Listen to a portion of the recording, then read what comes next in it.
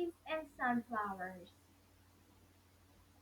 I've got another idea, Mike announced.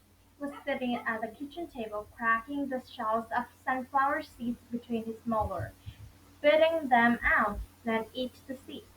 Another idea for making money? Asked Mr. McCarthy. Mike nodded and pulled another seed out of his bag.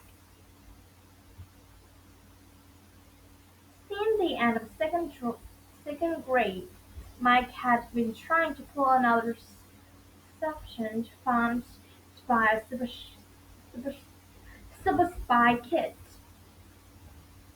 A retail kit was $75 but Mike's friend Derek has offered to sell his kit to Mike for $35, but it's bargain. So far, Mike had managed to get together even that amount, but it was not a quitter. He held up his favorite snack and narrowed his eyes speculatively. What if he grew his own giant sunflower harvested the seeds? He could have his allowance dollars and sell extra seeds at the farmer's market. Then he might accrue enough to buy a super spy kit. I'll cut out the middleman, he explained to his family, because I'll be farmer and salesman. You'll have to shell an awful lot of seeds to clear like $25, Mrs. McCarthy said. Not if I go organic, Mike said. Organic crops didn't come cheap. Mike has learned that the hard way with his lemonade stand. If he grew organic seeds, he could change an arm or a leg for them. Organic farmers have stuck it to him with their pricey organic sugar and lemons. Now it was his turn to take it to the customer. You probably need a license to sell at the farmer's market, Middlemark County said. I'll look into it, Mike said. I was not the kind of guy intimidated by a little legal mumbo-jumbo. Learning takes patience, said his little sister Esther. I can be patient, Mike said. After lunch, Mike carried his bag of sunflower seeds to the backyard. Under blazing summer sun, Mike could feel himself baking like a potato. He gravitated toward a shady patch of dirt while the corner of the yard, sat down in it, and started digging. Soon Esther popped her head out the bedroom window. "You don't want to plant there," she called. "Why not?" shouted Mike. "Too shady," she called. "It's too shiny in the sun," Mike shouted. Esther smiled. "There's sunflower, Mike," she said. Her head disappeared back inside. Mike started and relocated his garden. After a week of watering, Mike scratched his head. "Do you think I should remove the shells first?" I, he asked Mom.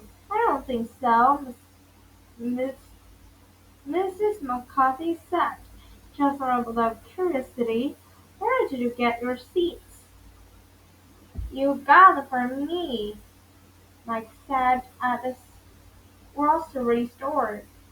Mrs. McCarthy's eyes widened. "I bought them for you? When did I buy you seeds?" "A couple weeks ago," said. "Wait," said. "Was this a packet of gardening seeds or a bag snack?" Mike shrugged. "Both, Mike," she said. or snapped or roasted and salted. Is that what you planted? Right, I said.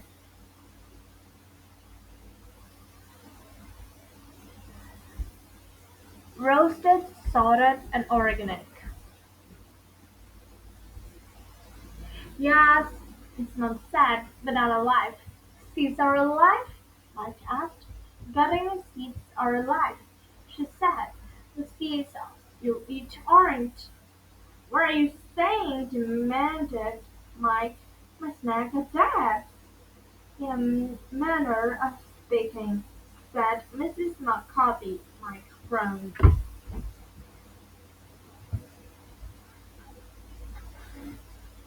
That afternoon, Mrs. McCarthy took her son to buy live organic seeds that are hardware store.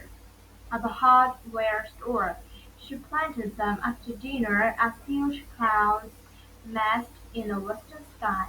Later that night, July thunderstorms swept through and soaked my garden patch. Within a matter of days, neat green slides of sprouts sprang up. Mike was thrilled at first. It was happening. But plants were still so still, so quiet, and he just had to keep watering them. It was hard to stay interested. One day he found Esther in his patch, pulling the weeds. How do you know which are the good plants, which are the bad ones? Mike asked. They are all good plants, Esther said. The sunflowers, the ones reaching for the sky, he noticed her out there sometime with their dad's camera. A good photographer explored different angles and perspectives, but Esther always stood in exactly the same spot. Taking out the same photo, Mike laughed and shook his head. Funny kid, by August the plants were 7 feet tall.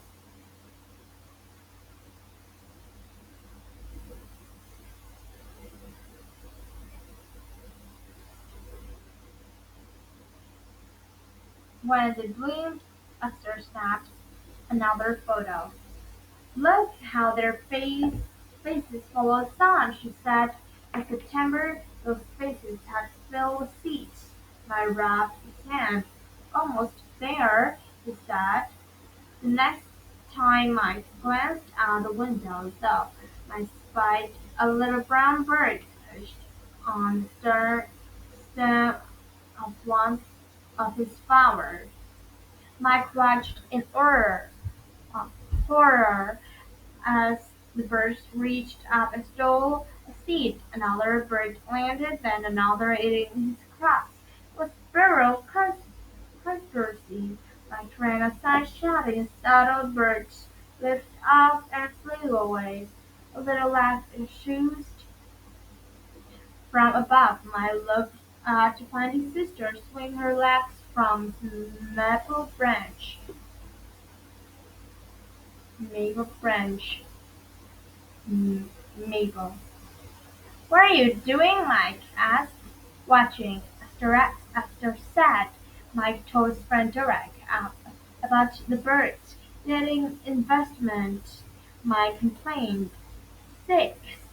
Pickles on them," Derek advised. Pickles was Mike's cat. "Bye-bye, birdies." "Oh, they're just birds," Mike mumbled.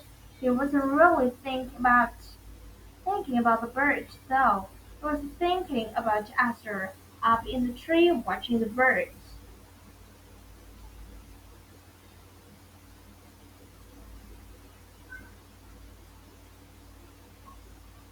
Mike constructed a scarecrow instead, but the birds ignored it. Squirrels used the scarecrow hat to launch themselves onto the flowers. By the time the seeds were ripe enough to harvest. There were only a handful left, one of my many making ventured down the tubes. On the first day of autumn Mike walked a bag of sunflower seeds on his pillow, the roasted soda kind. He carried them to the kitchen, where as the photo was spread across the table, the table chronicled the sunflower start to finish, along with the birds and squirrels, the scarecrow. She even snapped a couple. The farmer might study the photo and watch the sunflower rise before his eyes, maybe. Thought she knew what she was doing after all. Thanks for the seeds, he said to his mom. A seed? He asked. I lifted the bag and shook.